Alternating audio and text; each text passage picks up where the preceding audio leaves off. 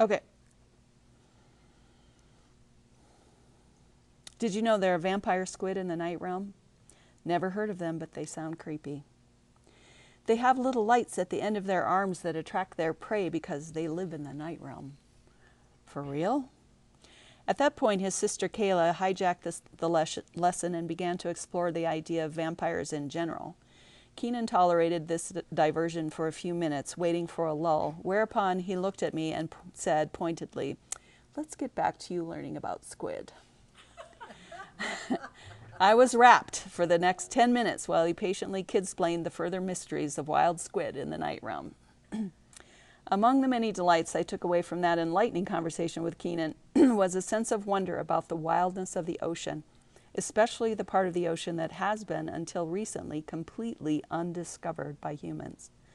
Thousands of species of ocean life thriving for millions of years in the cold, dark water, never feeling the need to be observed by the likes of us. Some of you may be old enough to remember the iconic television show Mutual of Omaha's Wild Kingdom. Can I see a show of hands for all the old people in the room? I remember many an evening being riveted to the tube, bearing witness to the savagery of a lion taking down an antelope or a pack of hyenas attacking a zebra.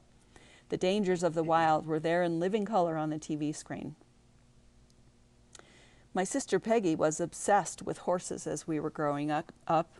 Luckily, we had relatives who owned a working ranch not far from us, so she got to ride to her heart's content whenever we visited, often taking me with her. I was not the horsewoman my sister was, always believing it's never a good idea to employ a mode of transportation that has a mind of its own. Nevertheless, she desperately wanted a horse. Our dad knew of a herd of wild horses living near the southwest border between South Dakota and Nebraska on property owned by a friend of his. Peggy tried valiantly one summer to convince him that with a little help she could capture and train one of those horses for herself, if only he could finance its room and board. Although my dad seemed intrigued by the idea and certainly possessed the skills to help her do it, raised as he was on a working ranch himself, it never happened. I was secretly relieved. The idea of catching and breaking a wild horse when I could barely control the domesticated variety was not something I looked forward to. I'm not one for wildness. While I love nature in most of its forms, I'm a little more than intimidated by how savage it can be. I can't help but think about the food chain, predator versus prey and all that. In addition to wild animals, we have all kinds of wild weather. Tornadoes, floods, hurricanes, lightning, earthquakes, blizzards, and tsunamis. And let's not forget to mention the wildness of unseen things. Viruses, diseases, pestilence, and plague. It feels a little out of control. Even the passive domination of the wild is intimidating. Abandon a house in the woods, and after a time the earth will tear it down and absorb it into itself. Saplings will sprout from the foundation. Wind and water will cave in the roof and batter down the walls. Mice and wildlife will make it their home. The house will become part of the wild. That's what the earth does. As human beings, we are products of the earth. Every human that has ever lived exists in some form, either upon or inside the earth in some way. Embalmed bodies sealed into coffins lying beneath the carefully manicured lawns of suburban cemeteries. Anonymous mass graves of the violently massacred. The scattered ashes of cremated remains, and however many unfortunate ones there may be at the bottom of our oceans, none escape the ultimate embrace of Mother Earth until the end of time. It's a staggering thought. The earth holds us all and always will. Despite our vigorous efforts, we all return to the wild eventually. If the earth is wild, and we come from the earth, is it such a far stretch to consider that we ourselves retain within us something that is fundamentally wild? This is not what I was taught to believe. I was taught, directly and indirectly, that human beings stand apart from and above the earth and all of our animal cousins. I believed we are spiritual creatures designed to rise up and subdue the earth, to use the earth as a resource. I believed that humans are special creatures, unsullied by lower forms, destined to one day leave our earthly bonds and take our place as pure spirit in a place called heaven. Therefore, the human soul has nothing whatsoever to do with the earth or its creatures. If we had any shred of wildness, this should be subdued, rejected, or tamed. Wild and spiritual could not exist together in my mental universe. I no longer believe that. I believe, though I can't exactly tell you why, that although we modern humans can represent the pinnacle of civility and domesticity, the human soul is essentially wild, as the earth is wild. It always has been and always should be, and the sooner we understand and embrace the soul's wildness, the more at home we will feel on the earth. But how do we reconcile the wildness of nature with something as sublime and ethereal as the soul? The problem, of course, is with the way we see it all and the language we use that expresses our short-sightedness. Let's start with the word wild. Wild is the word we use to describe anything of nature that has not been created, shaped, or controlled by humans. Wild horses are those that have never been domesticated. Wild salmon are salmon that have been caught, not farmed. Wilderness is land that has been allowed to remain in its natural state. Excuse me. Wild, then, is a word that exposes the belief that human beings are in charge of what is true about the earth. The word wild reveals a sense of entitlement, ownership, and rulership over the earth. From a human point of view, wild is the strange thing, domestication is the normal thing. Wild is the dangerous thing, control is the safe thing. Predictability, dominance, subjugation, and extraction are the prudent things.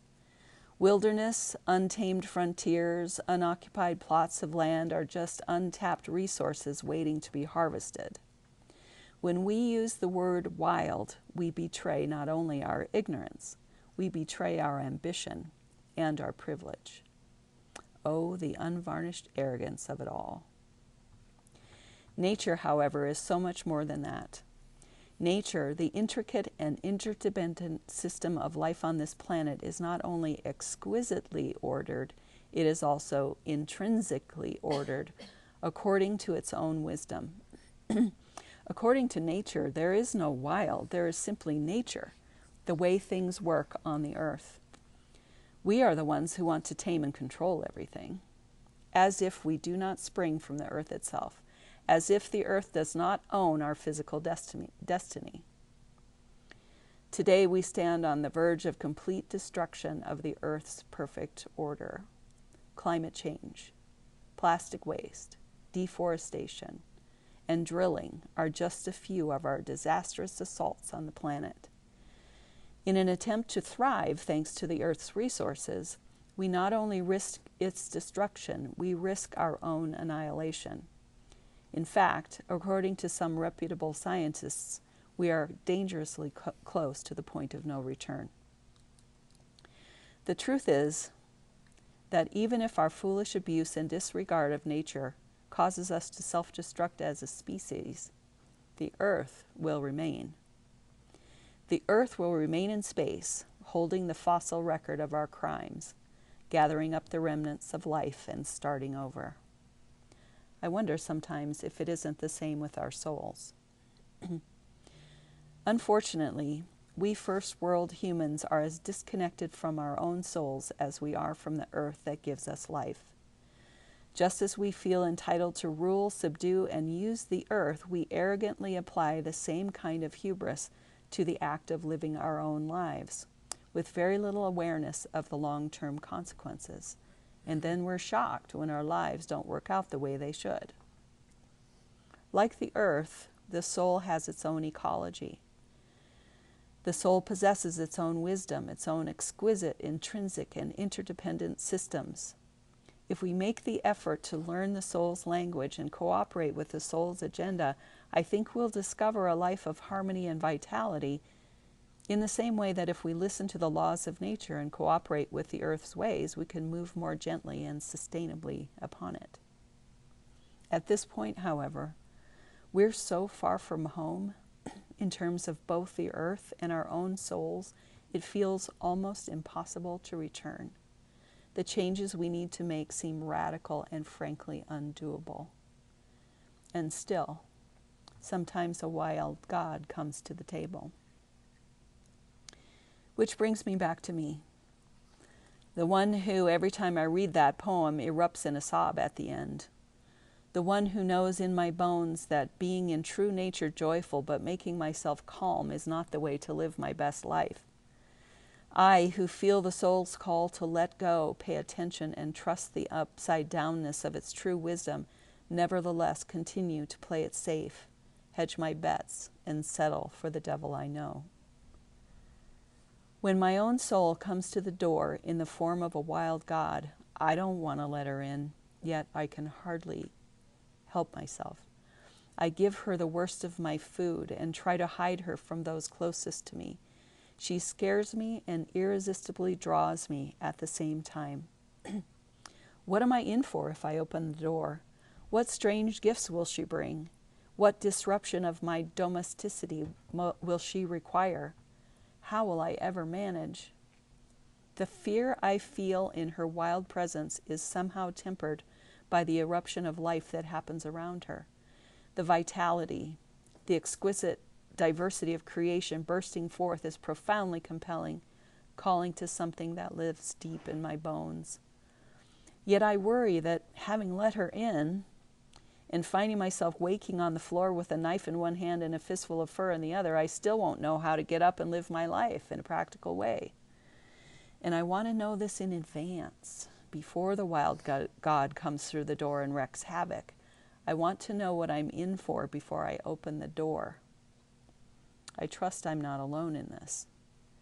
Please tell me I'm not alone in this.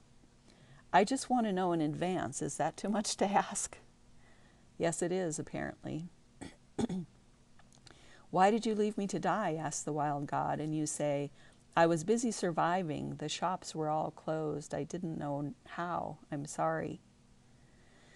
This is our fundamental problem with our souls, especially now that we know them to be subterranean, countercultural, whole, and fiercely singular, instead of rational, culturally relevant, success-oriented, and connected to the pack. The soul's strangeness makes us hesitate, step back, count the cost, hedge our bets. In the same way humanity wants to use the earth for its own ends, the ego wants the soul to serve as a resource for its own agenda. We want the soul to speak logically and rationally to us, support us, connect us to meaning, but most of all, we want the soul to let us remain in control. Who would we be if we let the wild God through the door? What might we lose if we do? Sometimes a wild God is a disruptive piece of art.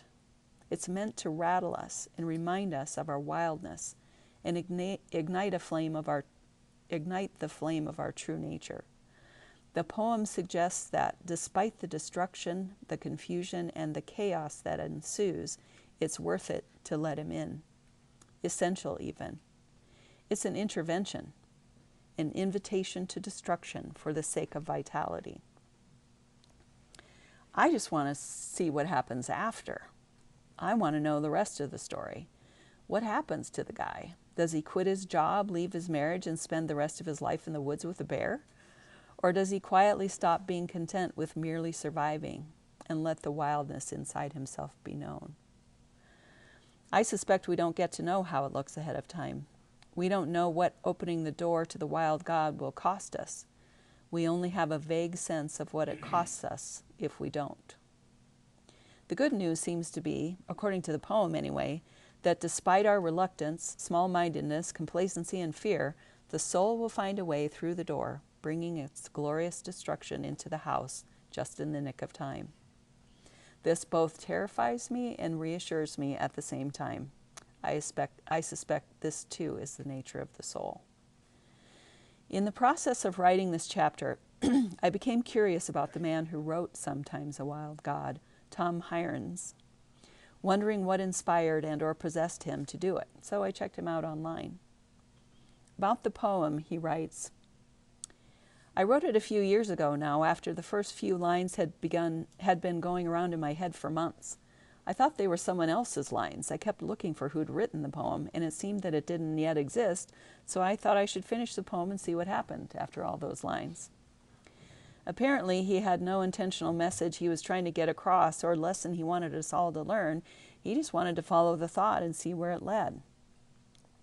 About himself, he writes, born and raised in the Suffolk-Norfolk border in East Anglia, which is England, by the way, Tom has been storytelling publicly for over 15 years and writing for much longer. He's beginning to learn how to do both slightly better than before. Tom is also sometimes a craftsman, having been a leather worker since 1999, and is occasionally a community acupuncturist. Generally furious about the brutalized world, Tom has tried various approaches to doing something about it. Now he has a storytelling theater called Hedgespoken and a press called Hedgespoken Press, and these are his main focus. An elliptical approach to changing the world, blessed with plenty of trickster and a good helping of unfathomable magic. Essentially a cheerful fellow, driven to fury by our circumstances, Tom is calmed most effectively by walking on Dartmoor, by sleeping in the deep greenwood, and by the sound of true words spoken. Tom hopes you unearth something here that provokes you into a deeper relationship with this marvelous world, or sings a remembering song to you, or inspires some kind of cathartic fit that takes you home via the stars. There's much to lament and grieve, and much to be angry about and take action against. But to be alive is an incredible thing. We may die tomorrow, so let us live fully while we can. Maybe this is what it looks like to wake on the floor with a knife in one hand and a fistful of fur in the other. You find an elliptical approach to changing the world while walking the moor, sleeping in the deep greenwood, occasionally practicing acupuncture, and writing poetry. Tom is a wild soul, living unconventionally, trying to do some good in the world. A very deep part of me wants to be just like him. Shortly after we moved to Denver, when, due to my first round of professional burnout, I was seriously wondering whether I should find a new career path, I noticed another one of my little movies playing on repeat in the back of my mind, very low key. In the movie, we lived in a log house in the foothills with a huge porch that wrapped around the house. I saw myself at a pottery wheel, dressed in overalls, elbow deep in the mud of creation. A car drove up to the house and parked. I wiped my hands and directed a person whom I assumed to be a client to take a seat on one of the rocking chairs set up on the front porch for a chat. This little vignette played in my mind for several months and stirred no small amount of longing in my heart. At the time, I thought it was strange that I would imagine myself a potter. I had never been exposed to ceramic art in any way. The idea of trying it had never crossed my conscious mind until almost 20 years later, when learning to throw on the pottery wheel practically saved my sanity. I was not at all surprised I would imagine myself living in a log house in the mountains, however. I've wanted to do that for decades. Practical and financial circumstances have dictated a different reality, unfortunately. Maybe someday. I secretly wonder if that private vision was the first knock on my door from the wild God. If so, I can only say, I was busy surviving. The shops are all closed. I didn't know how. I'm sorry. Does the wild God forgive my cowardice? I certainly hope so. Does my soul continue to lovingly extend invitations to live wildly, more naturally attuned to my essential nature? I believe so, yes. I wish I had a wild conversion story to tell you, one in which I went all in on a wicked chance. I wish I could be the one to crack the code and lay this wild thing out for us step by step. I wish, in fact, that I had already accomplished the deed and could wisely instruct you on all the ways of the soul in which have finally been revealed after all this time, ways that I have mastered and perfectly practiced, making me undeniably qualified to talk and write and teach about them. I wish I could be that person, but sadly I'm not. I wish the soul was knowable in this way. Sadly, it is not. I wish the soul was a little bit tamer. Inconveniently, it's a whole lot wilder than I thought. So here I am, a fellow wanderer instead of a wizened guru, a secular pilgrim armed with a few suspicions about the soul instead of a wild-eyed druid, an enlightened monk, or even Dr. Phil instructing the masses in the way. Damn. Maybe we'll just have to do this thing together, scared and inhibited as we are, baby-stepping our way toward a more authentic life, a more organic life, a wilder life. And still, sometimes a wild God comes to the table and brings the dead to life.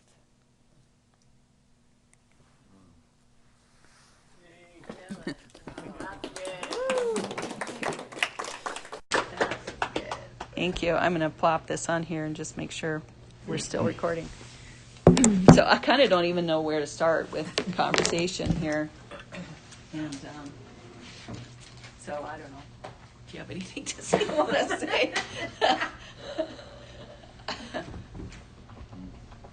It felt very personal. It is very personal. I'm really surprised. I think I might have told you last time. My first run through writing this, I cried through the whole thing. Then I sat down and read it to Ted and then sobbed for about 10 minutes. So I was really a little bit worried that it was going to be hard to get through because, yeah, it's really personal. It's just deeply personal, and I kind of don't always know why, you know. So. Where did you first find the poem? Well, I found I was teaching, like years ago, like 5 years ago or 6 years ago, I started teaching on some things I know about the soul, basically. And I had this idea that the soul is wild, but I couldn't put words to it. Like, I didn't know how to say it. I didn't know what, so I just, do what you do and ask Google.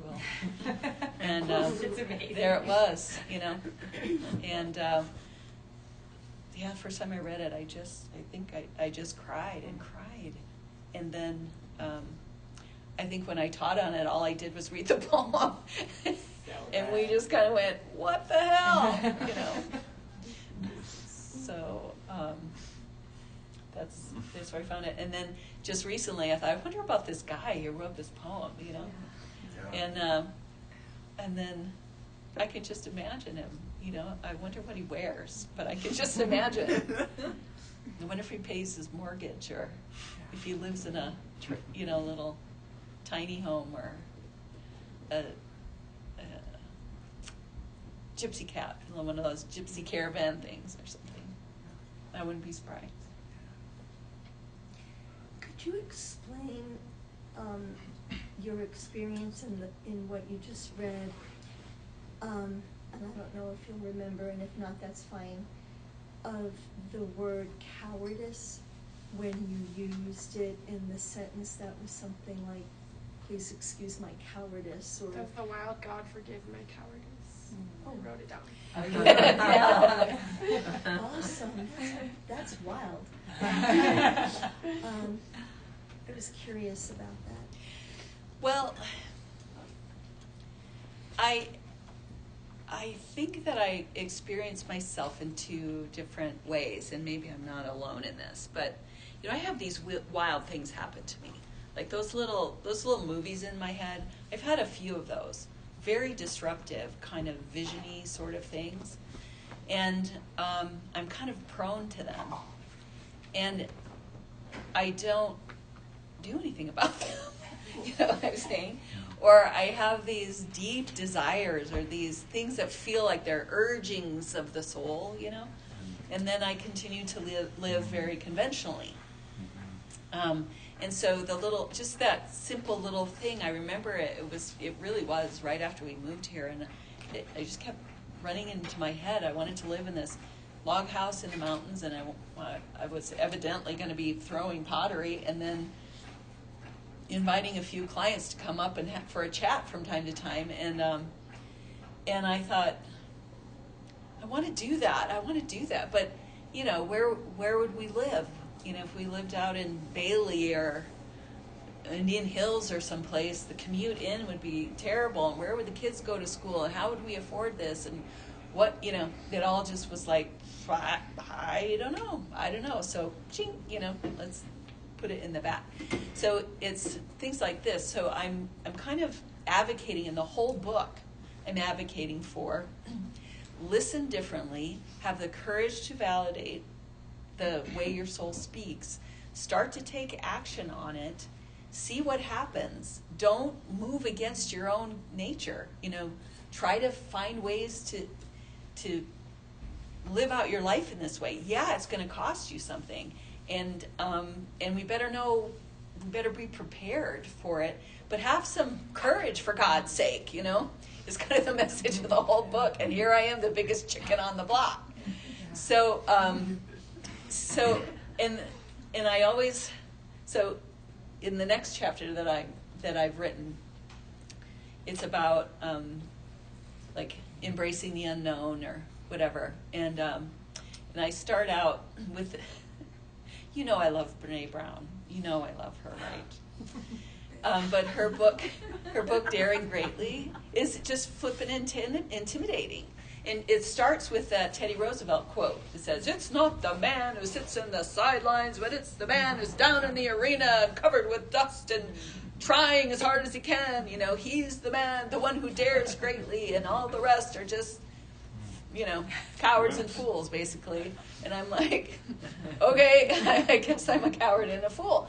But it hits me that, plus there's all these other stories, right? All these great stories. If you want to read a real wild story, read the book Wild by Cheryl Strayed. Yeah. And it's the classic story of someone who goes to great lengths to completely destroy her life, her family, her health, her existence. And then she, just decides to walk the Pacific Coast Trail and straightens herself out. And now she's a really great, voice for living authentically, and she's really wise and poignant and whatever. And her life, in a sense, lends legitimacy to her message. So, okay, how do I, you know what I'm saying? I'm just conventional over here. Does that mean I'm relegated to the stands? And if I don't dare greatly, is it okay if I dare mildly? Does that count? And I think the whole thing is it has to count. Otherwise, we let ourselves off the hook. You can't let yourself off the hook for being a chicken, because there's a program for us too. And I'm going to call it Daring Mildly. That's perfect. I wonder if Daring Greatly only looks like it's daring greatly when you look back on it. Yes. When you started out daring mildly. Yes. Obviously, yeah. Yeah, and I'm sure that's the message. I haven't read the book. I haven't either. I saw the movie. Yeah, Wild, I saw the movie. I didn't read the book. But yeah, to us, it feels like daring greatly, like, holy cow, I have to have this conversation with this person. How much courage do I have to screw up in order to do that? And we have our little moves, our little steps outside the comfort zone. And so, but I sometimes just feel this sense of chagrin or regret that I've been visited many times. It's like I feel like I've been visited many times, and I don't always know if that's for real or if I, just was like, yeah, I don't know, and I was busy. The shops are all closed. I didn't know how. I'm sorry, The reason I asked is I've really been pondering this a lot lately because in hindsight, up to a certain point in my own life, I very much identified with the wild gypsy. Yeah. And there were things that emboldened that. I legally emancipated when I was 15. I put a backpack on my back and left my home when I was 21, never returned, and made amazingly wild choices for a really long time. And for the past, I don't know how many years, I have just been sitting in a spot. And I don't mean mindfully necessarily. And so I was so interested in that sentence because it was cluing me in a bit to, I mean, did I use up all my wildness? Like there was a certain amount, and I spent it, and now I'm just chilling? Yeah. You know, I don't know. But I also have those stories. You're gonna take a trip, and they don't come into the forefront because there's this absence of wildness in my life now because I'm sitting. So I was fascinated by that whole chapter, really wrapped around it. Yeah, I mean, I think I believe what gives me hope is that our souls are always sort of giving us the nudge, always asking for some move, we're on some threshold, or we've just recovered from something, you know, there's some rhythm in our growth and development. And that that essential part of us is always just asking, come on, just let it go a little bit, be, you know, always. And we turn it off all the time. And there might be big things and little things that we get presented with and invited into that we just don't recognize it. We don't realize what we're in for if we do. And in a way, it's okay. If you want to, you know, that acceptance, I think, is there too. Like, if you don't want to, you don't have to. It's all right. But if you do, it could be exciting. It could be disruptive. It could be life-changing. It could be incredible.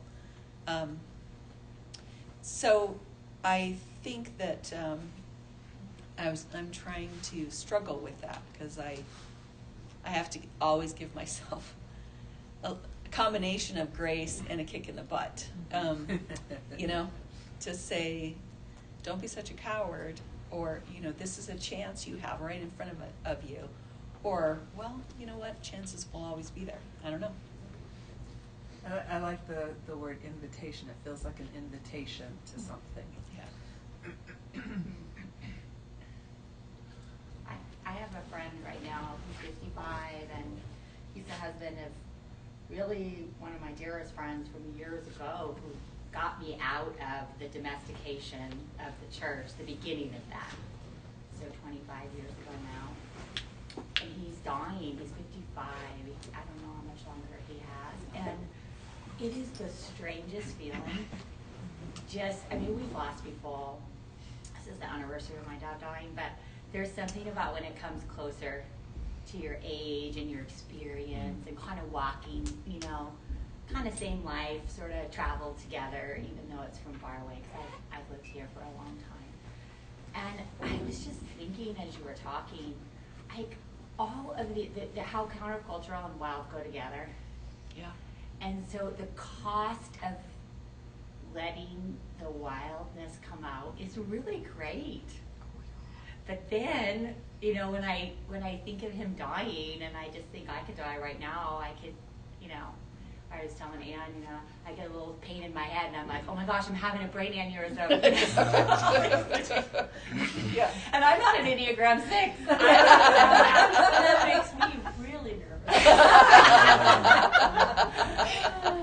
But everything, so then it's like life is short. Life is short, and like to kill that wildness off is just so dangerous. It's so dangerous, but it's so hard to let it thrive. The other thought that I had is I thought of my Jared. Not everybody knows my Jared. But oh my gosh, you know, he embodies a lot of these things actually. And he's a human, so he has all kinds of dysfunction too. He's my 19-year-old twin and one of the twins. But he is so embodied, countercultural, and wild. Yeah, he is. Those three things. Yeah. And I was up at his school up at he's at Gunnison, so Western Colorado. And like so many people are up there. It's like a weird place. And it is countercultural. Not everybody is, but like everything that I was taught is the opposite of this. Yeah. There's not one thing on that list that I was taught. Everything is really, everything I could kind of like go, theologically, systemically, the cultural norms, as a female, every single thing. So like breaking out of this is so good, but it is so hard, and people really will push against it and will feel that resistance in such a strong way. And when you watch a free person be free, or it's like magical. Like watching Jared is magical. It's annoying on like a practical parental level but some of that is this. Yeah. Some of it is because the norms and like, it's kind of like living on middle class rules sort of a thing, from Ruby Payne, like those really drive things. So even for us, we're like, we don't say it, but we think it. Mm-hmm. Like, I don't know, so this just reminds me of how I just want to keep pushing against all the norms, because the norms suck. They really don't do anybody any favors in this little short life we live. But everything isn't about, dismantling systems and pushing, it's not always that. It's just sometimes being alive and just noticing what's going on and actually doing something with it. It doesn't always have to be this big thing. That was the other thing that I noticed too. Yeah. In listening to you. So I love it, Phyllis. It's really good stuff. I think it's very helpful too when we have people modeling things in their lives that we get to witness and we go, oh, that's what that looks like, because it's hard to, I don't know, I find it hard to know what that looks like in me unless I can see someone else in that space. I've had a couple of instances with watching my dad and my niece work with my mom with short-term memory loss, and how patient and kind and gentle they are. And it's like every time I start to feel something come up in me that isn't that, I'm reminded they showed me what this looks like. They showed me how this works. And that's really helpful, I think. And so I think identifying people who exhibit some of these things in their lives is really valuable. Yeah, can we talk about that for a minute? Because I think that's really, really a good idea. I mean, does anybody have examples of people that are in your head? I would say children. On the whole. A couple of weeks ago, I taught a class for the poison of perfection and recovery. And one of the people said, I would love for you to translate this to work with children. So I experimented a little bit with Oliver, my grandson. And we got to talk about, what is it when you're trying to be perfect? And we had a whole little conversation. And we said, so what would you say if you could just say anything you wanted and you wouldn't care what anybody else said? And he said, there's a grizzly bear in the backyard.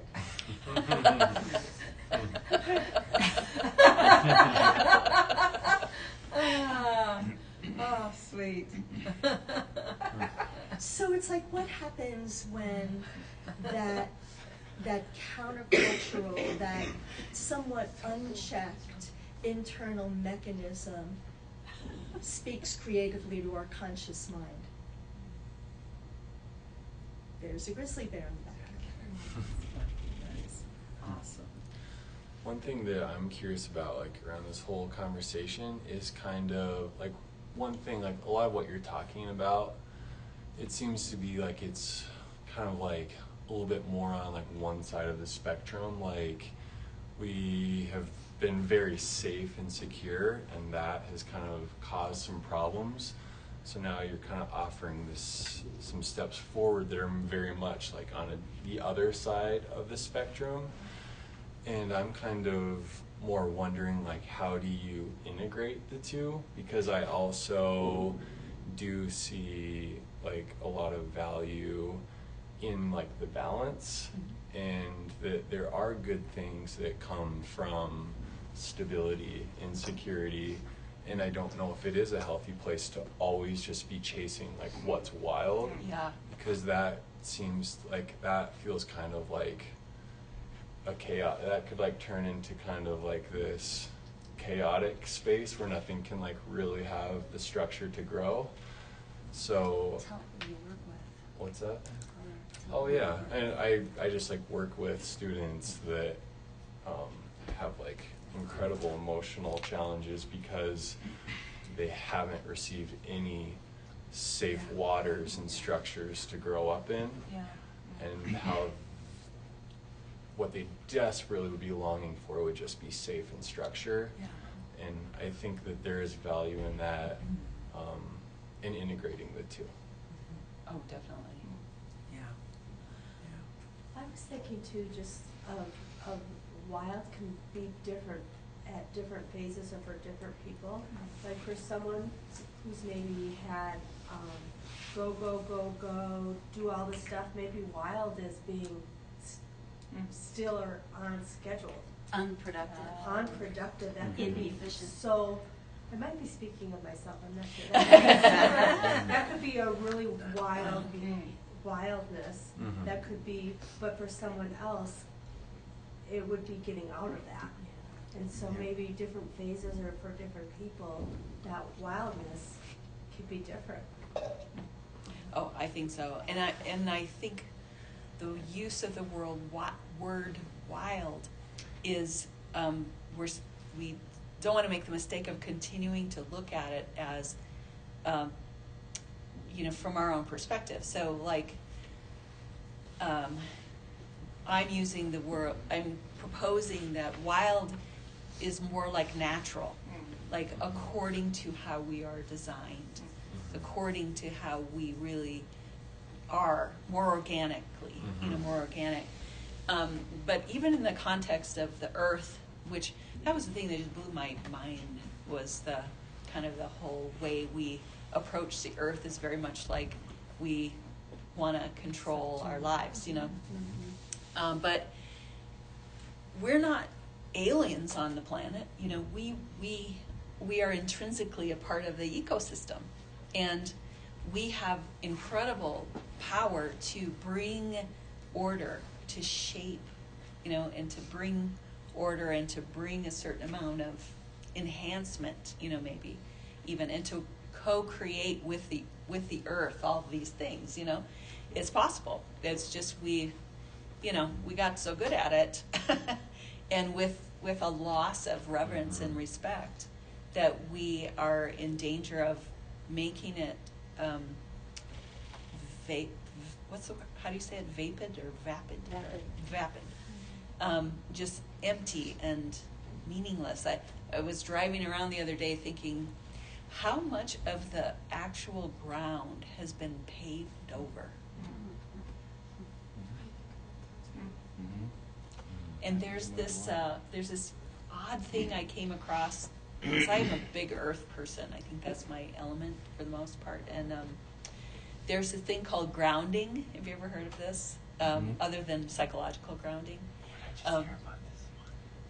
Yeah, it's like the idea is that we were meant to have our feet on the actual soil of the earth, and that something really important happens to us when we wear shoes, when we keep our feet off of contact with the earth. And so there are people who will advocate for you, like going out and just putting your bare feet on the ground for 30 minutes every day if you can. And then they have these elaborate ways that you can do that, of course, and products to sell you in order to do that. But But anyway, this whole thing about, I don't know, the earth and who we are as people and how we're it's all an organic sort of a whole, and it probably has an optimal way to work in balance with order and wildness and serendipity and that kind of thing. That's why I like that you just said, like, we need to learn to listen differently and then, like, have the courage to take steps. Because for every single person, that's going to look different. Yeah. Exactly. But it's going to, like, yes. lead them, if they can do those kinds of things, it's going to kind of bring you down to the ground that you're supposed to be on. I have to comment on this because I was at the art walk last night, and I just feel like it's the perfect symbol for the balance between the two, because it's like, I think when you're creating art, or at least when I've created art and it comes out in a way that I feel like it's really pure, it's because I'm allowing myself to listen to that, what you're kind of talking about, allow myself to listen and the courage to let it come out. And then when I was at the art walk last night, I was just so inspired to see each artist makes these things that are absolutely stunningly beautiful, and each one is completely different, and their styles are completely different, but there's the trust of letting the wild out, and it's it didn't come out in some shit show way where everybody got hurt, Yeah. It's it still made something absolutely beautiful. And so that's where I think the balance, the listening and going slowly, but I think also just trusting that the wild will be good, because that to me is what art is, and that's just what I've been thinking about with this whole thing. Yeah, I think art's a great way to talk about it. Yeah.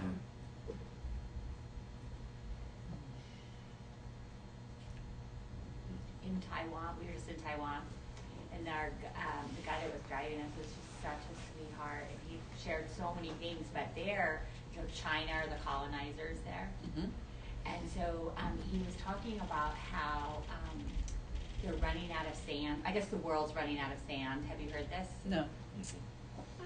The world is running out of sand. Are we eating it or what? We're making Where's it cement out of it. Oh. And so, if you think of, beaches, because what do we think of wild? They're moving, and the rocks and the ocean and everything. So China, came into Taiwan and just poured cement all over so many beaches in Taiwan. Not all. But that's their methodology, is that. And so it just made me think of this in this moment, what we do to nature, and the organic and God's creation and all those things. Who would think that was a good idea? Right. Yeah. But it has something to do with control and tidy and something. So power, I don't know. Profit. I think golf courses. I think of a while back there was a movie made called Into the Wild. Oh yeah. This guy Chris McCandless. Yes. Oh, tell the story because it's incredible. This movie was probably I've seen a lot of movies in my day, but I think this movie came out in 2007, and I was just I never heard of this before. I didn't know there was a book and stuff, and I saw the movie, and it was kind of like an independent movie. And I saw it, and I was just wow, this is powerful. So the story is this guy, I think it happened in the early 90s, 91, 92, somewhere around 1990, 91, 92. He's in college, and he's fed up with society. He's just thinking he wants a lot of authenticity out of life, and he's just everything that I know is not connecting to me. And then he has kind of this dysfunctional family, and he gets done with college, and he has $25,000, and he gives it away to some organization, and then he wants to live in Alaska in the woods by himself. So he takes this trek, and he has one sister, and she's supportive, but his parents are really controlling, so he doesn't really tell his parents, and he just leaves. And then he's on this trek, and he meets all these people, along the way. It's really interesting. And then he finally gets to Alaska, and he's so happy. He just wants the solitude, and he finds this bus, and he just lives there. And I think he lives there for like 3 months. But the tragic story is he ends up eating some berries that are poisonous because he can't find food, and then he dies. But the story is just amazing. And then a couple years ago, in 2014, his sister wrote a book called The Wild Truth. Oh, really? Because the guy who was the biographer, they found a lot of his journals, and then another guy who was like, this guy compiled the story and wrote some kind of book, and interacted with his sister, because his sister was the only one that was really close to him. He didn't like his parents. And so his sister wrote a book about their family, and she's the only one that knew about what he was going through. And what was happening was his father was so abusive. He had he was married first, and then he got divorced, and then he married his mom, and then his father secretly had a second family on the side, and he was massively abusive. So and then this guy Chris was like, he couldn't stand his father. His father was just abusive, physically abusive, emotionally abusive, but very wealthy, successful man. And he kind of was trying to he was trying to search for some kind of truth that he couldn't find in his family. His family destroyed him so much. He even like burned money. He burned his money. He just walked away. He didn't want anything, and he thought, I just want to live in Alaska by myself. And everyone's just like, what are you, a fucking idiot? Dude. And he's just like, but in the movie, the character that played him, he's just like, he was so happy and so free. True to himself. And some of the people he met were like, where's your family? What do your parents think? The guy's probably like, I don't know, he's probably like 23, 24 when he did this. So, anyways, that movie just really, that whole story. And his sister was very sad because she was very close to him. And he kind of communicated a little bit with his sister, sent her letters every once in a while, but he didn't want his sister to tell their parents anything about him. He just wanted to get away from his parents and his family and his past, so he had this whole shadow. Yeah. And so his relationship with his father just destroyed him, and it caused him to long for this freedom, and it's just and it resonates with me because I have an awful relation with my father, very abusive, angry, asshole father that I have to deal with for the rest of my life. Anyways, it's a powerful movie. Just the freedom and the longing for, he's just like, all I want is what's authentic. I don't care about money. I don't care about anything. And it kind of looked stupid what he was doing. It's just like, what are you doing? Like destroying your life for. A lot of people are like, you're just gonna live in Alaska? What are you thinking? Like, what are you gonna do? So, very awesome. But his sister wrote a book called The Wild Truth, and it came out like in 2014. And it's just an amazing book. And his sister just writes about him and the family and the whole process and stuff, because she thought the guy who wrote the book about him, she kind of, I think at first she kind of lied because she wanted to protect their family a little bit, but then she came back and she wanted to publish her own book because she realized it kind of dishonored her brother. So she just let it all out with her family, and she probably was like, she's probably like really cut off relationship with her parents completely by putting out this book. But it's pretty amazing, yeah. Could I add one thing to that? Of course. The one thing I think is really interesting is the last thing that Christopher McCandless wrote in that book is that happiness is only real when shared. Yeah. That was his last journal entry. Yeah. And I think it's really important that he did kind of get to tap into that wild side, and that I think solitude in a lot of ways helped him experience that part of himself, but I think he also felt the void and loss of community, and that it's so important to bridge the two. Yeah. He was trying to come back when he was starving. Yes, Mhm. yeah. And the soundtrack for that movie is bomb. It yeah. is, yes. I was just going to say, one of the things that you described about Tom Hirons that wrote The Wild God was the things that calm him down are something and a true word. Yeah. And and the truth in the wild truth and those kind of things. And I think I used to think I was a really truthful person until I went into recovery for codependency. And I realized I was not an honest person and wasn't very truthful about a lot of things. And I had kind of a self-righteous relationship with the word truth, but my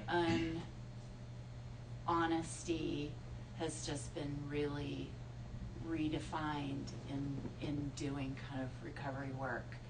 And it's funny because I have to hold it really loosely because it's such a huge continuum in anybody's life, but it's so delicate to try and speak truthfully or encourage, like working with college students, just be honest with yourself is like, it's an invitation, and it's going to be a lengthy process of that, seeing more clearly what an honest what is internally really honest versus what you think you're supposed to say as We're kind a of not qualified 22-year-old. sometimes. Oh yeah, no, it's really tricky. But just that, the truth as if that were a fixed thing, like Yeah. And there's a grizzly bear in the backyard. Yeah. Yeah. I love that was in the poem. Yeah. Cool. Yeah. I was thinking, what would I say? Like the question you asked Ollie, and like I'm just at a blank. I think I'd stand up and scream, "The house is on fire! The house is fucking on fire!" Why are we standing here? Why are we doing our lives at all? Like the house is burning down. What would you say? And when your 17-year-old kid wants to go into the wild and do that, and lived in the suburbs his whole life, and was like, "This is what I'm going to do," that was Jared. I can't even tell you like how stressful it was as a parent. Yeah. Right. Because it's so scary. Yeah.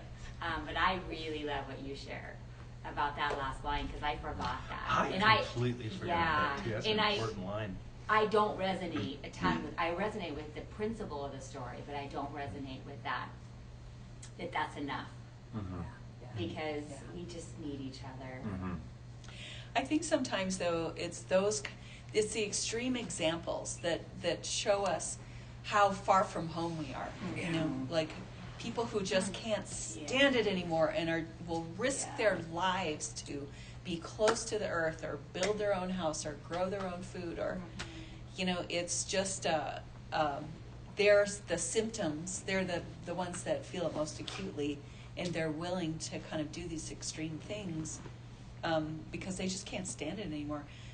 One of the things I liked about Tom Hirons, a couple of words that he used, like he used the word brutalized, like whether it was in response to the earth or society. Remember that?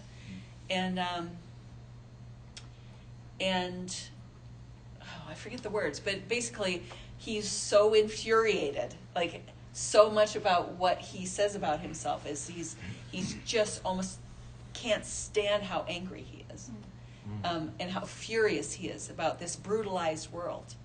And so he's gonna do traveling storytelling shows and and write about it and walk on the moor and do a community acupuncture. It just makes me laugh. But I think the more awake we are, we have all these different, really strong forces moving through us. And we don't know how to handle all of that, and we don't know how to just kind of go, it's great to be alive, and to just listen for what's our thing. You know, what am I being asked to do? Am I just showing up for that? And I think the other thing about extreme examples is that it's interesting what you said about a lot of that choice was about just getting away from his family, like moving so far in the opposite direction of something, rather than listening the whole way and taking your steps in a kind of more sane So that's it. way. So what you just made me, because I've been struggling for this whole thing, like, what is this making me think of? And I couldn't think of it. But it's like, in life, we're told you're supposed to accomplish something. And that is wrong. You're supposed to experience everything. And so the thing is you want at the end of each day to look at that mirror and go, okay, am I being true to myself? Because it doesn't matter if your idea is to be a great author, that's fine. If your idea is to be a great gardener, that's great. If your idea is to be homeless and be free of the fetters, that's fine. It's fine, as long as you can look at yourself and so it's experiencing. And we get so caught up in like, well, I'm not accomplishing anything, or I'm not good enough at this, or I'm not good enough at that. It's because cultures tell us to do that. That's not really what's important. What's important is that it doesn't matter where you end up, as long as you're happy with yourself. Yeah. It's irrelevant. You know, and this guy, this McCandless, he loved his job, right? You read the book, he was loving every moment of it. He was getting every moment out of his life. It ended up badly. Does that mean he was a failure? No. He did learn something at the end, which is it's nothing if you don't share, because it's very selfish at that point, right? But he wasn't a failure at all. He was loving his life. How do you judge it? And Yeah. do we even get to judge? Yeah. You know, do we even get to decide? I think there are people who truly don't need the community. We just don't encounter them because they don't need the community. That's a great point. And they don't leave us journals. Yeah. Well, I I think the do soul thi- doesn't judge. Yeah. It doesn't care. It doesn't judge. It doesn't have that rubric at all. So it's totally freeing. So something I've always thought is something in my life where I've thought, don't live somebody else's life. Live your life. Don't let people or culture or media or whatever, your country or whatever kind of stories get in your head define who you are if it's not being true to yourself. Like live. So my thing is, and it's really hard to do, and it shakes a lot of people up. Live your own life. I don't want to live someone else's life. In my body, I don't want to live someone else's life. I don't want to live my father's life, my mother's life, my brother's life, my friend's life, a celebrity's life, whatever. And I think of this one writer, Parker Palmer. Oh, yeah. He's Parker. Yeah. PP, we call him. So I was reading some of his stuff. Yeah, Parker Palmer, Parker. So, and he was talking about the soul, and he's saying the soul is like a wild animal, and if you run at it, so it's within us. But if you kind of take this approach, you run at it, and you're noisy, and you just scare it away. You scare it away. But if you come at it and you're listening and you're kind and you're open, you just let it be, it will come closer to you and it will start to emerge kind of on its own. And I've thought of that metaphor, and that's really powerful. Like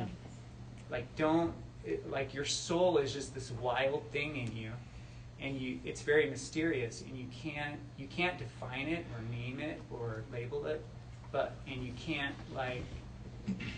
really define it, and it's very mysterious, but it's a big part of you. But you can't like how society is like you want to. You just want to grab it and shake it and squeeze it and say, "Just Yeah. tell me how to do it." or it's not like or like society's like, you just got to accomplish this, you got to do this and this and this and this, but that's not how it works. And if you come at it that way, it's so noisy and loud and rigid that you're gonna kill it, you're gonna deaden it. And so you need to kind of kind of be silent and gentle and listen and no one can really tell anyone else how to do it. It's probably different for everybody. Yeah. And so And there's just no very how-tos interesting. anyway. Like as soon as you're into the how-to too much, then you're like you're on a different path. Yeah. Because I mean, it's subterranean. Yes. It's singular. You know? I can see how all of those things are describing a little bit of what wild is. Yeah. And all we're talking about is organic, natural, integrated, like whole in itself, consistent with who we are in the process. We're very product oriented and goal oriented, but I think that the soul is just in the flow. And is it authentic? Is it real? Is it a true expression? Does it sort of illustrate a quality of who you are, you know? So, and it's really interesting when I was writing this part too about the soul is wild. The first thing we think about is, I have to be wild now? You know, so let me think about what is wild. What does it look like? So now I got to go be wild. If that's how the ego does everything, it decides, you know, the thing to do now is this. Here you got to figure out how to do that. Check All right, that box. And I check have that to box do it and- really well. I have to do it really well. I have to be famous. It has to go viral, or it has to be famous, or it has to be somehow, thought well of. And so that's just a sign that we're on the wrong track all the time, because underneath all of that is the soul. So it's interesting what you were talking about, how the soul is like a wild animal. I would say that the soul, we think that it's that even that is upside down in a way, because the soul might sort of hide from us or not show up, but I think it mostly just rolls its eyes and says, all right, whatever, when you're ready to listen, I'm here. Like a cat. Yeah, kind of like a cat. Yeah, the soul is like a cat. It's not a dog. And that it is so much more substantial, whole, and strong. It's just we're the ones that are freaky. We're freaking out. We're always trying to control things. We're always trying to make. And so our approach to everything is to just, grab it and squeeze it, and this is it. Yeah. But it's just back there going, anytime you're ready to listen, I got some things for you. But, Right. it's fine if you don't. And our mind loves to control things. Oh my God, and it likes yes. to categorize things. Yep. And I think we have to get out of our mind space and use other faculties just in order to engage and interpret it. And that's why it's important to get into more of your heart and your body and in nature to actually engage with it and learn from it. Yep. Because if we try and do it all from the control tower, it's just we're chopping it up and making Yeah. it black and white. Yeah, and here we are, right? This is Mhm. this is the mess we're living in all the time. Not to say that thinking is not a good idea, Right. but Balance. like so Go, last Chelsea. fall, I realized part of what happened. I had this. Some of you, if you don't know my story, but I had this huge sort of midlife crisis, crash, whatever, about 10 years ago, a little more than that, and a lot of it was so mental. Like I was working so hard to kind of fix my life and be recovery and figure out what I'm supposed to do and who I'm supposed to be and all this, and even that collapsed. And it became clear to me it was like I sent my mind to rehab. You go get sober, and so go do that, and we're gonna be listening to some other parts right now because you are sick, my friends. That's kind of how it ended up being, and so I sort of felt like being able to articulate these concepts now. It's like this is what happened when the mind comes home from rehab. It can actually just do what it's designed to do, which is translate instead of drive. It can support and articulate instead of create and control. And so the mind is a wonderful thing, but it's not always good for it to be in control all the freaking time. And a lot of us are just sick because of it. And so In this most recent podcast of the liturgists, I don't know if anybody else listens to that, there's one of the, what do you call it, a podcaster? One of the dudes is... Just call them the dudes, because the they're dude. all dudes. No, they're not. Sorry. There's a woman now. They have a woman now. Yes. Okay, don't get me sorry. started. Yeah, is Science Mike, and he's an atheist, and he is also on the autism spectrum. And he was talking about this very recent one, in the last 14 days, how he's had this complete upheaval because he finally has found a trauma therapist that will not let him think himself through therapy. And so he'll say something and the therapist will say, as therapists are wont to do, so what do you feel about that? And he'll answer, he'll stop him, and he'll go, that's a thought. Go to your body right now. And so he's learning to let his body think for him, and he's beginning to identify with feelings.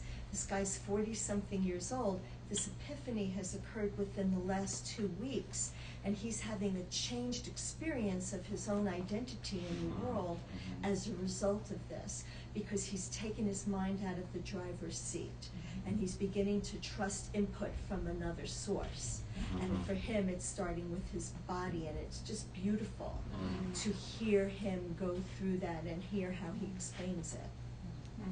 So the way I've heard this explained is that there's a neutrality if you just observe things. It's as soon as you try to apply your mind and interpret what you've observed, you can go into all kinds of cockamamie directions, right? And so it's like really focus on observation. You know? Otherwise, you're making meaning, and your meaning That's is right, only going to and be people, from your you know, experience. you got some white supremacists, you got environmentalists, you got business, you know, you can go in all kinds of directions. Yeah. And the idea is to be able to return to just observation, you know. Well, you spoke about it very clearly.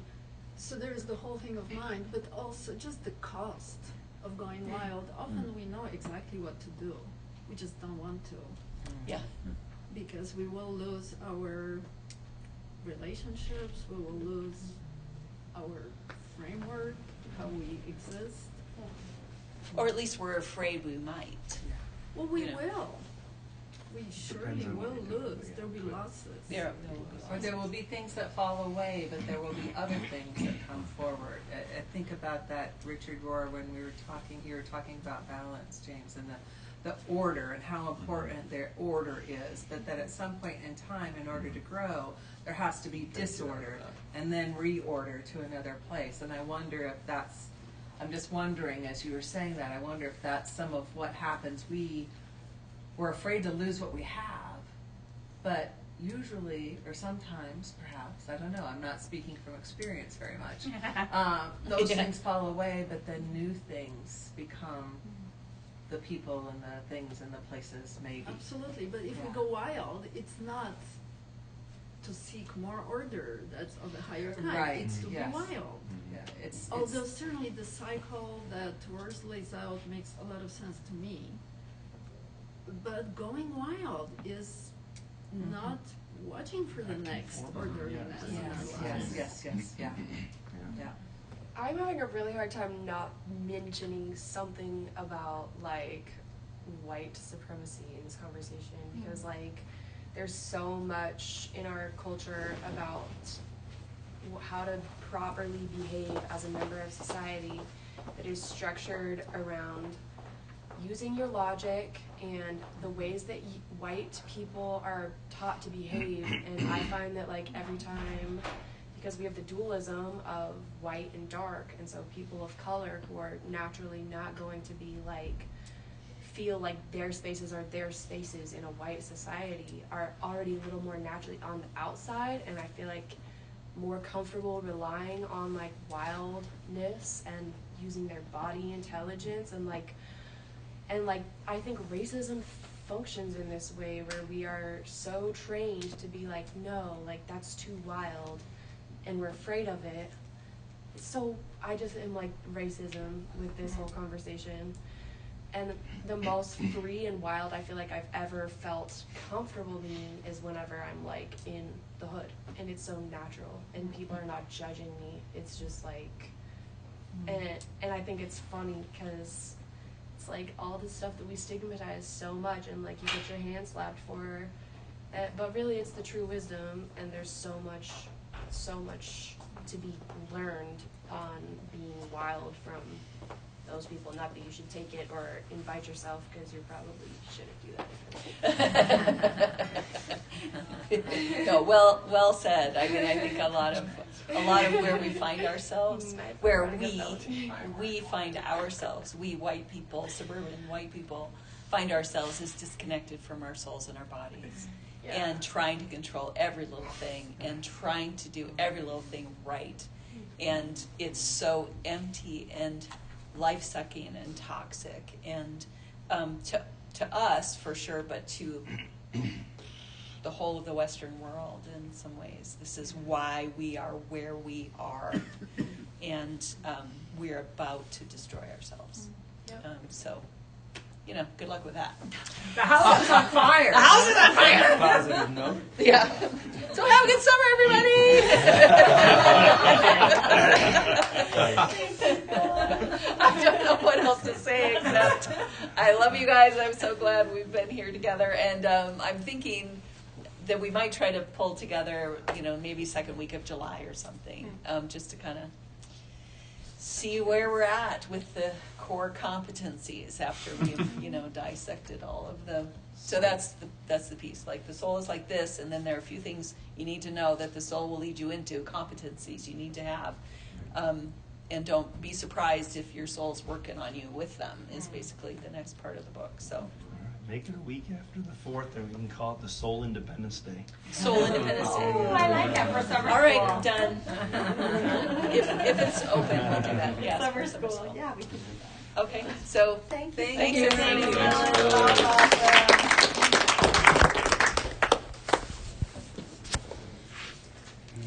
How are you?